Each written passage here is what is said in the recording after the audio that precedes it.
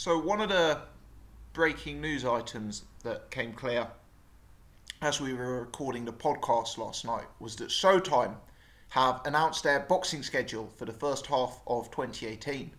Now 2018 already looking like a very busy year for boxing. Well, let me say it just got quite a lot busier with this schedule of fights and fighters announced.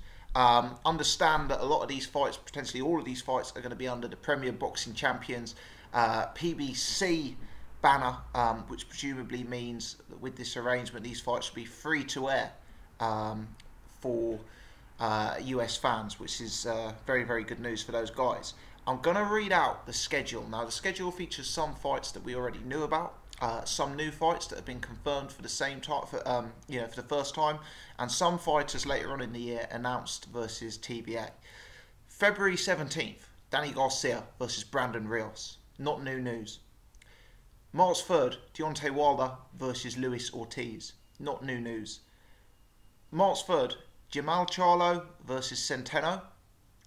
March 10th, Mikey Garcia versus Sergey Lipnets.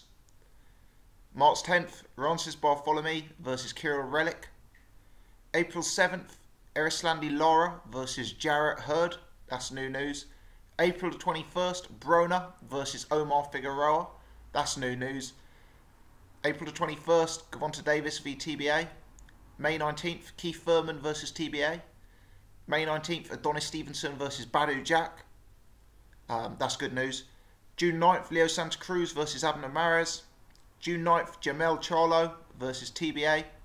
And June 16th, Errol Spence versus TBA. So let's start with the positives, actually. The positives are that out of that list, there are numerous decent fights. Wilder Ortiz is a good fight, albeit a fight that we already knew about. But there are 3 fights that weren't previously confirmed, to the best of my knowledge, that are now confirmed. Erislandy Lara versus Jarrett Hurd. That is 2 of the very top guys at light middleweight, and I think the winner of that fight is certainly the number 1 or number 2 light middleweight in the division. It's a good fight. It possibly is not a fight to appeal to the casual fan. I think with Erislandy Lara's style, there is always a risk that it could be a fairly chess player type fight.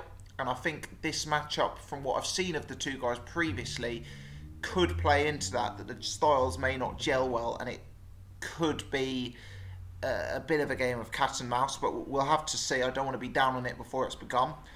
Adrian Broner versus Omar Figueroa. I like that fight. 2 guys who were, really highly rated on the way up.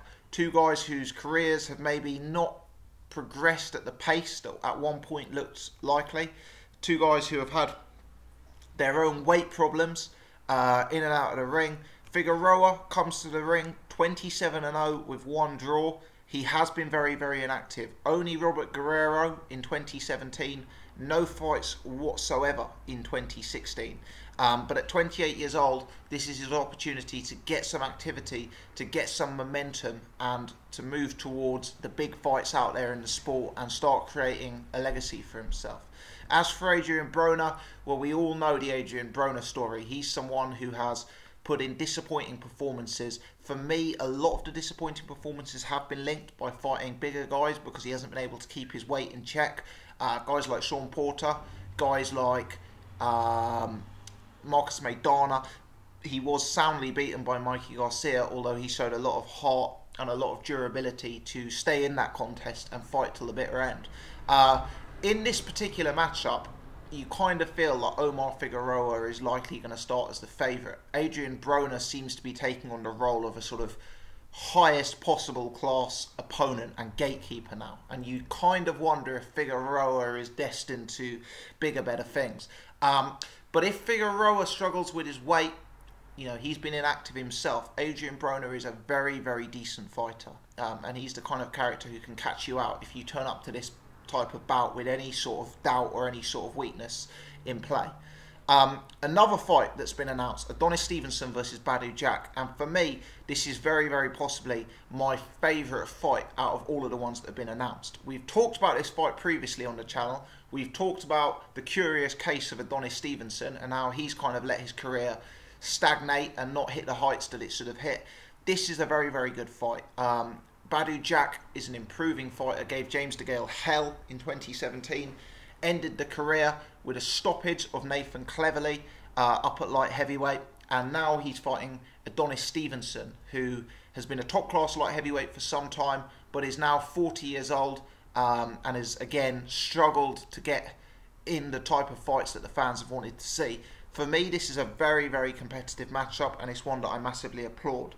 It does have a slight sour taste in the mouth because of the WBC mandatory situation, and it's kind of bizarre that Adonis Stevenson has yet again been able to avoid a mandatory fight. You know, boxing fans, we're kind of tired because sometimes we want to see people have the best available fights, which may well be Badou Jack. Sometimes you want to see a sense of fairness and consistency in the sport, which may well have been Elida Alvarez, who was WBC mandatory. But again, understand that he's taken step-aside money at various points. So, you know, it's obviously a murky situation. But for me, those are three competitive fights. Lara, Hurd, Adonis Stevenson versus Badou Jack, Broner and Omar Figueroa. And certainly the light heavyweight and the light middleweight fights are between two competitors who you would say are very much towards the tops of their respective divisions, certainly top 5 in both of those examples. So I think there's a lot to be celebrated there. Some more good boxing for 2018, and the more fights that are announced for 2018, the brighter the schedule looks and the better it is for boxing. On a slightly less positive note, one of the slight problems that does seem to be creeping in with some of these PBC fighters is activity. Now, I've already referred to that with the likes of Adonis Stevenson and with the likes of, you know, Omar Figueroa. These are guys who haven't really been out as regularly as you'd like to see. And sometimes you kind of think that lack of activity has hindered fighters from gaining public recognition and public profile. I think the classic example I gave was Errol Spence. You know, he got a huge career-defining win over Kell Brook. His name recognition and his profile was at an all-time high, and then unfortunately, you know, we haven't seen anything or heard anything from him for 6 or 7 months before he came back to fight Lamont Peterson. I think there's a bit more of that inactivity displayed on the schedule. You know, Keith Thurman, I know he's had his injury problems. Keith Thurman versus TBA late May or second half of May. That's slightly frustrating. You know, I know he's had his injury problems, but Keith Thurman is a guy who should be a superstar in boxing. He's a guy who should be one of the most recognisable and marketable names in the sport. And you kind of wonder if, yet again, that inactivity has really affected his marketability and his, you know, his public profile and the fights that he's able to get. Similarly with Errol Spence. I mean, I know he's coming off a great fight against, a great win, against Lamont Peterson only last week. But he's out mid-June. You know, could he not have fought in March? Could he not have fought in April? Could he not have fought in May?